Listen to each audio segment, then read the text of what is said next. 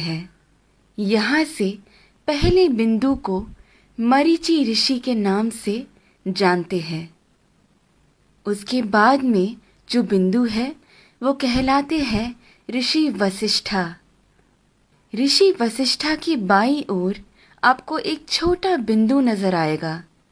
ये बिंदु ही है अरुंधति।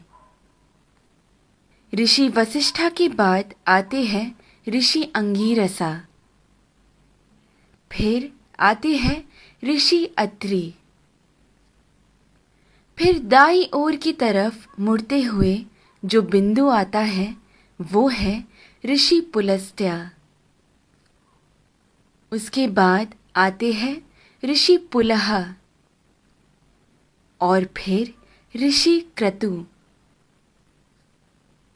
ऋषि पुलह और क्रतु के अंतर को 5 गुना मिलाकर नीचे की तरफ आएंगे तो वहां बसे हैं ध्रुव नक्षत्र।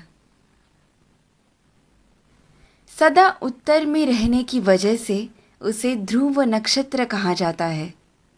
इंग्लिश में हम इसे नॉर्थ स्टार के नाम से जानते हैं।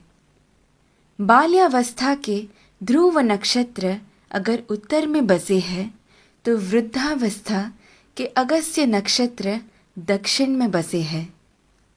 अगस्त्य और ध्रुव नक्षत्र हमेशा उसी स्थान पर ही पाए जाते हैं। इन दोनों के बीच में मौजूद आकाश गंगा सतत घूमती रहती है।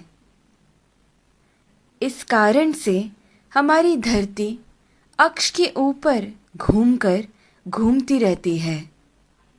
ये सच है कि सारा जगत भगवान के इर्द गिर्द घूमता रहता है, लेकिन वो हमें कभी नजर नहीं आ सकता। भूमि के अनेक कालों में से उसे 4 काल में छांटते हैं। ऊपर नजर आ रहा पीठ के बल सोया हुआ प्रश्न चिन्ह के आकार में बना हुआ सप्त ऋषि मंडल हमें वसंत ऋतु में ठीक ऐसे ही नजर आता है। आगे बढ़ते हुए शिशिर ऋतु यानी ठंड के मौसम में हमें सप्त ऋषि मंडल ऐसे नजर आता है। फिर शरद ऋतु में जब सारे पत्ते झड़ने लगते हैं तब सप्त ऋषि मंडल हमें ऐसे पीठ के बल सोया हुआ प्रश्न चिन्ह के आकार में नजर आता है। और फिर ग्रीष्म ऋतु यानी गर्मी के मौसम में हमें सप्त ऋषि मंडल ऐसे शीर्षासन कर रहे प्रश्न चिन्ह के आकृति में नजर आता है। चाहे जो भी हो, जब हम ये सारे प्रश्न चिन्हों को एक साथ में देखते हैं, हमारे सामने एक विशेष आकृति हमें बनता हुआ नजर आता है। वही कहलाता है हमारा स्वस्तिक।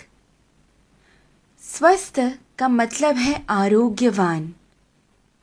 स्वस्तिक का महत्व मेरे पिता मुझे हमेशा से बताते आए हैं, लेकिन हर क्षण प्रयोग में ला रहे इस स्वस्तिक का जन्म कहाँ से हुआ ये आज मेरे पिता द्वारा जाना, जो आप सभी में मैंने बांटना चाहा। ध्रुव नक्षत्र को देखते हुए हमें ये मालूम होता है कि हम पूरी जिंदगी जिस दिशा की ओर बहते जा रहे हैं वही है उत्तर दिशा।